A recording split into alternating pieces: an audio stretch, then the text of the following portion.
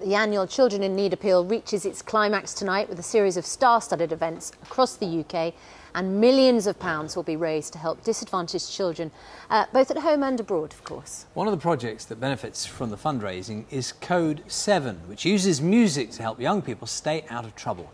In a moment, we'll discuss how much good work projects like these can do, but first, here's a look at Code 7 in action.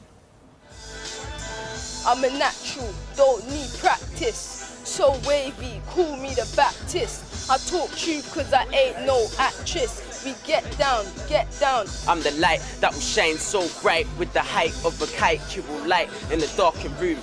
I love Code 7.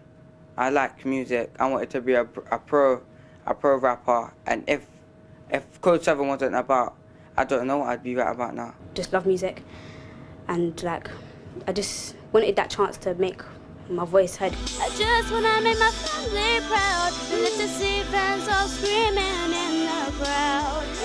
BBC, children in need, giving youth a better life to lead. If you're on it, you will succeed. Doing positive and much better deeds. BBC, children in need. Well, Code 7 is run by Asher Senator, and he joins us now alongside Simon, who's been helped by the organisation, and over the other side of the sofa, Sheila Jane Malley, who is Director of Grants and Policy at Children in Need. Very good morning to you all. So, Simon, you go along to Code 7, do you? What's it like, and what does it help you do? It helps me basically to stay off the road, because I don't know what I'd do if Code 7 wasn't here. How old are you? 15. Right. And so you think it keeps you off the streets? Yeah. And do you love music? Is that the kind of thing you want to get into? Yeah, before I never really I liked music, but I wasn't into it as much as I am now because of Code 7. Yeah. I know how to do like a lot of stuff, like I know how to engineer. I help other young people to engineer and express their voice. So you're a team leader now, aren't you? Yeah, project leader. Fantastic. And Asher, just talk us through the tangible change you see in the youngsters who come in to your project. Okay, yeah, it's fantastic, because there's a lot of different levels of young people, of their thinking, their mindsets and their behaviour. But if you take, for instance, a young person, if I go to the extreme that wears a bulletproof vest when he first came in, and then you have to tap into his mindset and his behaviour. You've had people come in who wear bulletproof vests? You better believe it, yeah. Just ordinary teenagers? Ordinary teenagers, and say, when they first was coming in and said, Asher, do you mind if I take off my jacket?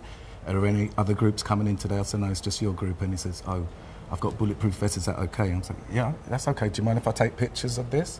And now later on, this same young man who's in my mind at the moment, he now is a leader of young people in a church. He's back at college. We help him with project leading and stuff like that. And the funny thing, when Stevie Spring visited, the chair of Children in Need, she came to visit the project. She was amazed, because that was the first story that hit her, because he was on the first Children in Need project that we'd done. And she's like, where would you get a bulletproof vest? and he's 6 doors down.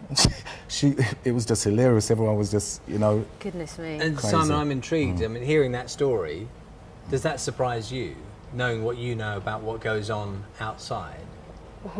Yeah, not really, actually. So you think that, I mean, it's dangerous, obviously, on the streets for some people, but hopefully people wearing bulletproof vests is just a few rather than the many. Yeah. Sheila, talk us through how you make, because you're effectively in charge, correct me if I'm wrong, of deciding who gets what. Yeah, and there are an awful lot of causes, as these guys know, you know, that would love to have some of Children in Need's money. How do you go about making that decision? It's not an easy process.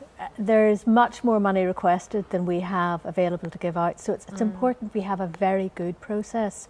So we employ specialist assessors who know a lot about the field and who have local knowledge. And we make contact with every application, face to face or through the phone. We ask them questions, we learn about their project, we find out what they do and how they do it.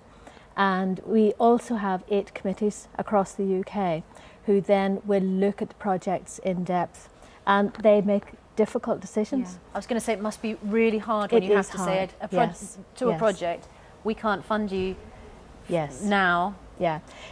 Projects do have the chance to come back to us, and we can also all tell them how to improve their project. We can help them, we can give them useful feedback. And what we do know is the decisions we make will make good grants, which will have a great impact on children. And actually, just a last thought, I mean, that money's crucial to you, presumably, isn't it? Very, very crucial, especially for children who need to recognise through, firstly, paperwork, the importance of a project like Code 7, to know it's through paperwork first, and then it's a vigorous process. It's not easy. I was on the phone for 2 hours, and then they come down and visit, then they look and they examine this very carefully, and they saw the importance of the project and they funded that. And the beauty of it is it's a 3-year grant, and we're into the second year of this 3-year grant. And what it means is, because what we usually do at Code 7, we'd have to bid for 2,000 here, 3,000, and all little funds, and at the end of the year you've got 15 reports and evaluations to do, or 20. With the Children in Need project, it's one evaluation pack, one monitoring pack, and it's fascinating. Well, you're clearly making a huge difference to people, so thank you both for coming in this morning. Simon, thank you. Thank you as well. Thank you. Well, there's lots of ways you can donate to Children in Need, and they're all on the website, bbc.co.uk/Punsey. You can pay online at your local bank, or post office, or over the phone using a credit or debit card. The number 03457 332233. You can pop a cheque in the post as well, payable to BBC Children in Need Appeal, and send to BBC Children in Need Appeal, PO Box 1000, London, W12 7WJ. And if all that went very quickly, don't worry, we will be repeating it throughout the programme. You're watching Breakfast, still to come on the programme this morning. Wherever you go, whatever you do, I will be. Got us singing along in the studio. He's been writing there, waiting for us for 2 decades. Richard Marks is going to be here talking about going back on tour with his greatest hits. Time now to get the news where you are. See you in a moment.